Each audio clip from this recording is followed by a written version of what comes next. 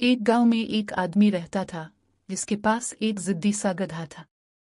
एक दिन इसकी बीवी सहन में काम कर रही थी कि गधे ने अचानक लात मार दी और वो बेचारी जानवर ना हो सकी। कुछ महीने बाद इस आदमी ने दूसरी शादी कर ली। नई दुल्हन को आए अभी चंद दिन ही हुए थे कि वही गधा फिर बिगड़ गया और एक बार फिर दौलत मारकर उसने दूसरे घर को भी मातमकदा बना दिया। अब लोग डाके बांटने इसके घर आने लगे। एक शख्स ने देखा कि जब औरतें तज़ियत करते हुए इस आदमी से बात करती हैं तो वो सर हिलाकर हाँ कहता है, और जब मर्द कुछ पूछते हैं तो वो सर हिलाकर नहीं कहता है। वो शख्स ये तमाशा कुछ देर तक देखता रहा, फिर आखिरकार पूछ बैठा, भाई, आखिर ये क्या चक्कर है?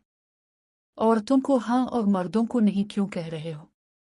आदमी ने बड़ी सादगी से जवाब दिया, औरतें पूछती हैं, अब दोबारा शादी करोगे? तो मैं कहता हूँ हाँ।